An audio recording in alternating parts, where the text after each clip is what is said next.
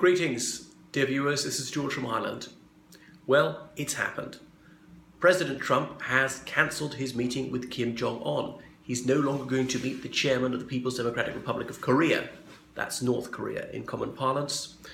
This had been trailed by the Trump White House for a couple of weeks now. This meeting might not take place. You may remember several weeks ago, Trump announced on a whim that he was going to meet Kim Jong On. He was speaking to some South Korean officials, and then out of the blue, this came there without any preparation whatsoever, without seeking the guidance of experts in this field. By the way, the United States hasn't had an ambassador in Seoul for about a year and a half. So it was a characteristically audacious gambit. Now, audacious is the kind way of saying stupid in this case. So Trump charged ahead in his usual pig-headed manner. And some people thought, well, this could be very successful. Maybe he's going to achieve what no other US presidents have been able to achieve. Permanent peace on the Korean Peninsula, denuclearization. It seemed a very tall order. So what is the difference between Trump and Kim Jong Un? Well, one is an obese, moronic megalomaniac who is cowardly, blusters, and demands endless adulation. And the other one is from Korea. But I can see why there would be a certain fellow feeling between Trump and Kim Jong Un, a man who will not be gainsaid, who is extraordinarily touchy, and who likes to fulminate about this and that, constantly issuing these blood-curdling threats, which he doesn't back up, and wants to be endlessly praised in the media, that sort of thing. Always rates things by how much praise he was accorded. So was Trump daring or foolish in agreeing to meet? Well, it was going against all foreign policy advice and protocol, but if it had led to long-term peace and North Korea jettisoning its nuclear weapons, that would have been a good thing. But the chance of success was very low indeed, as he was warned. Has Kim won by Trump even agreeing to meet, although the meeting is not going ahead? But was it better to cancel the meeting rather than have the meeting but walk out? This might be less harmful than walking out, which might have caused even more of a diplomatic incident and raised tensions even more than have been raised now.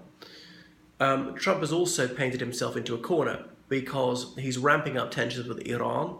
There might be a war there. Could be a ground war, might just be airstrikes. But now he's got another potential battlefield, and that's Korea. So US forces are going to be more thinly spread. So much for pulling out of Afghanistan, Iraq, and no longer bombing Syria. You know, the US forces are going to be in action in those places as well. So he's stretching his forces quite thin. So Trump had trailed this cancelled meeting. And why was it cancelled? Well, partly Mike Pence said, well, we'll disarm North Korea on the Libyan model. It was a particularly idiotic example to choose. The only example they could have chosen, which was really going to put the frighteners on the North Koreans, say, bad idea. Well, remember what happened. Muammar al-Gaddafi, he scrapped his nuclear weapons program in 2003. 8 years later, he was overthrown by Western-backed insurgents with NATO functioning as the air force of the rebels, and Gaddafi was then killed. The country has devolved into dystopic anarchy. So the North Koreans hit back with a tough media statement, a bit truculent, and that's why Trump cancelled. That was his ostensible reason. That there might have been ulterior motives for doing so. He disliked what they said. So their media statements have to be to his taste, or he won't even meeting them. He has at least kept the door open to meeting them. In his tweet, he said that he looked forward to meeting him in future. So the aim was overly ambitious, denuclearization. Why on earth would North Korea surrender its Trump card? Pun intended. What are they going to be offered in return? I mean, Trump said economic investment. Well, they already had that. Over the past 20 years, they had some South Korean factories set up there, food aid, things like that. But every few years, they reverted to type, and there was this pugnacious rhetoric, tensions raised, then there'd be a détente, more economic aid. So it goes in cycles like that. There was no particular reason to think that Trump could break the cycle permanently. But he was being daring by agreeing to this rather than working up to it.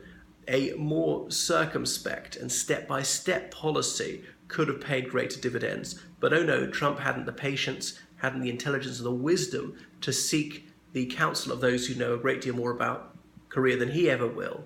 And that would have stood him a better chance of success if they'd done this progressively. But he had to charge ahead without any preparation whatsoever in his typically capricious and impetuous style.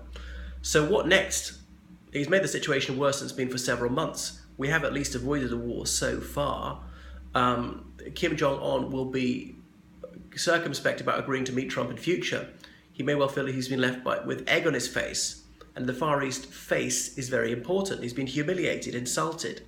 So things could get worse. There could be an exchange of artillery fire across the demilitarized zone. They've sunk South Korean warships several years ago. I pray that Trump hasn't made it horrific. There we are. Trump's ratings have gone up in the past few weeks, partly because of this. Seemed to have achieved something.